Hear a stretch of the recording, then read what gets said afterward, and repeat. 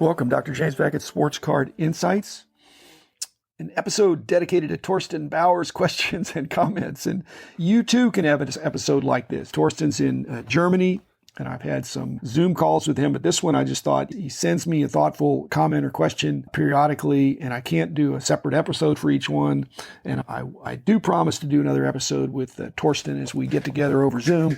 But this was just accumulating these excellent questions and comments that he had and dealing with them. I think it's 5 of them. I don't know if he's a once a week guy to me, but they're always insightful, and I want to share them with you and give you my response to his response. But first, thanks sponsors: Beckett Media, Beckett Grading, Beckett Authentication, ComC.com, Burbank Sports Cards, Mike Stadium Sports Cards, Heritage Auctions, Huggins & Scott Auctions, Topps, Panini, and Upper Deck.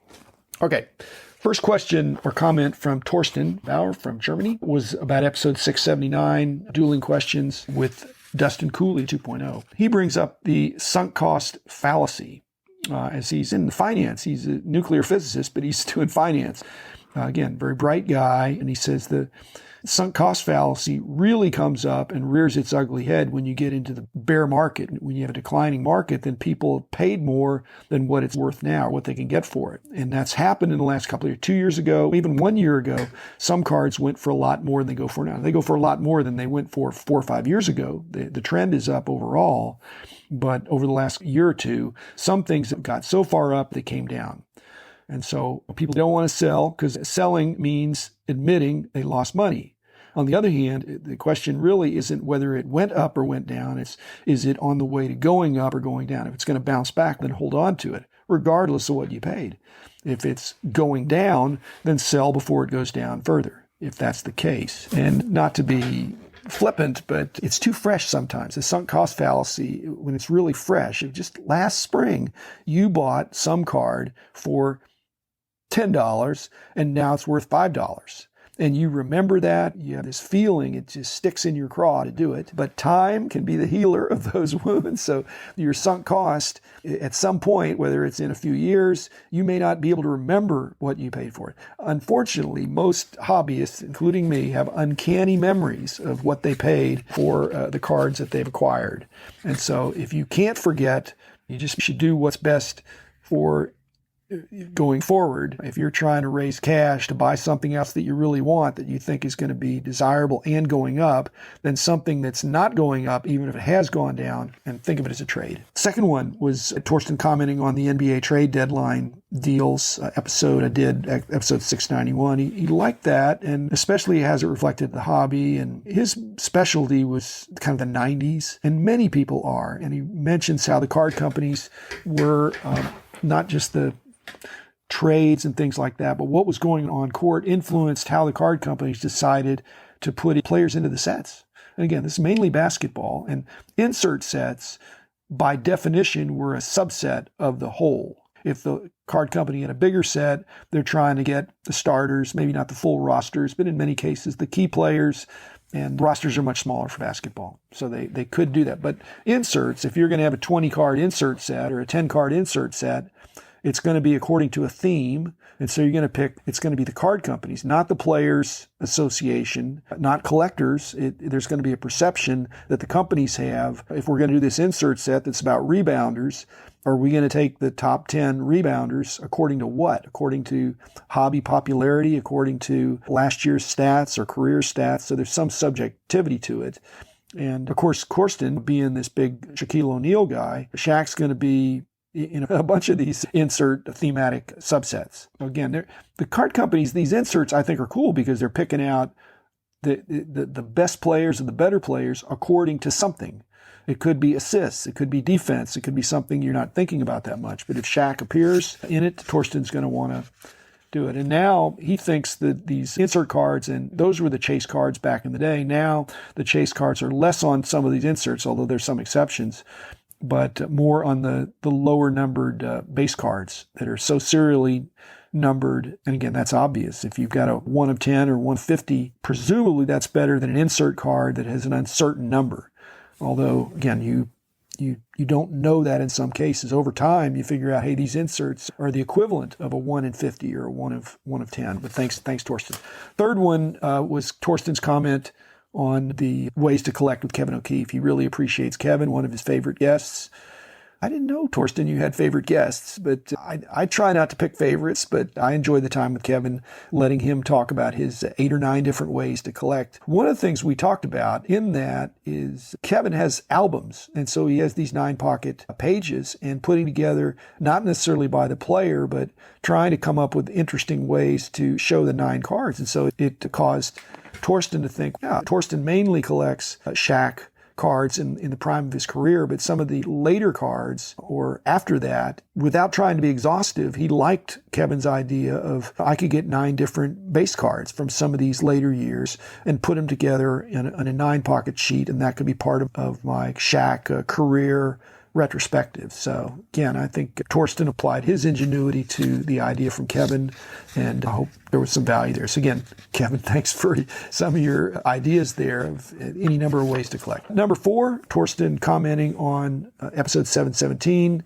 the outtakes from Today's Collector with Jeremy Lee, where Jeremy was asking me on behalf of Collectible and in leading up to the Mint Collective, some different ways that I collect. And I mentioned, and Torsten noticed, that even though if I could only pick one guy, it'd be Roberto Clemente, but if you only collect one player, it's problematic going to even a large card show, much less a small card show. And Torsten didn't think I was singling him out, but he really only collects Shaq cards, and really only Shaq cards, I think mainly they're when he played.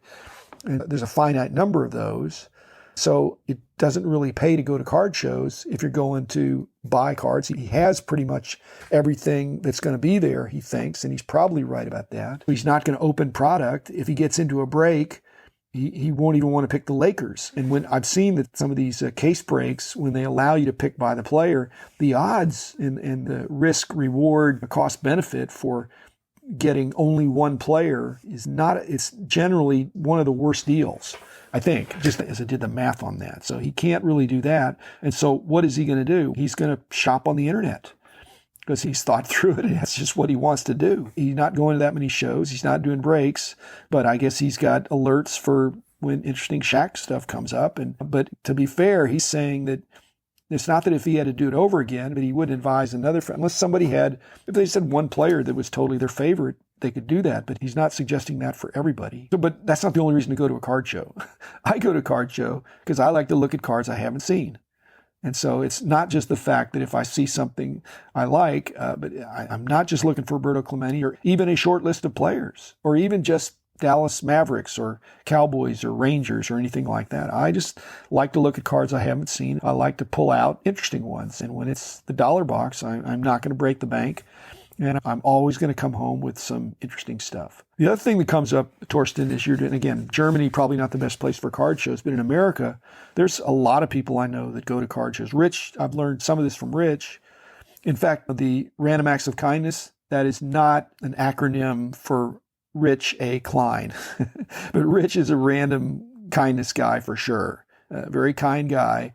So whether it's a rack or not, and Rich does this, if he sees something that would be of interest to somebody that collects a certain player, and he's not picking up huge dollar cards, but he'll pick up something and give it to him. I think that's terrific. I've done a little bit of that. I try not to do too much of it because I don't want to play favorites too much here, but that's your prerogative to collect the way you want. But if you know somebody else that's interested in a certain player and you see something that you're pretty sure they don't have, that's great. The other person in that same boat is Christina Thorsen of the Card Ladder team. She collects Maxi Kleber, one of Torsten's other favorite German players. But if you think it's hard to find Shaq cards, Maxi has been in the league a few years now, but there are not that many cards for him, and I don't know that Christina is complete. So if she goes to a card show, she's probably not going to find something she needs. Online, she maybe could. And last one from Torsten. This is with the Dueling Questions 2.0 with Jake Roy, mentioning, again, he's calling us out on this, that we were a little bit critical of Shaq in one of the questions, because when Shaq and Kobe were together, I think once said that if Shaq had his work ethic, he would have been the greatest player ever. Shaq had amazing. If you look at some of the early footage of Shaq when he could really move, he was amazing. Okay. And Torsten brings up that he had a lot of things going for him off the court. Again, he's a persona. He's a marketing guy. He's a comedian. And so he had so much going on, and he was the best at his position for some period of time. Did that make him complacent? Just over time erodes a little bit, and it's a difficult game. You're pounding up and down the floor with 300 pounds. He also comments that he looks at the annual price guides, the Beckett Big Books, for not always the pricing, but he'll look at that to see whether that's relevant, and it finds that it is more relevant for the lower value cards that are not so volatile. But they're both saying, I guess, that some of the books have evolved due to space considerations. You don't always find the pack odds or some of the multiplier information. I think that's troubling to me too. I felt like when I was I looked at the current status and all the things, but yeah, they're moving online, and online I can find a lot of that stuff. But I'd like to see that every book and every magazine has helpful information in there. I know when I was doing the annual books, I wanted to make sure the paragraph narrative about the set was helpful in deciding what it was worth, some sense of how it was distributed, and especially with the pack odds for some of these things. And then in the price guide lines, in the headers, trying to put multipliers and pack odds, insert ratios in that too, because like I say, I think an informed buyer is a happy buyer. It is a bigger buyer because you have confidence that you're buying something. If it's more expensive, you have some concept of the relative rarity, then you can be more comforted in paying a bigger price.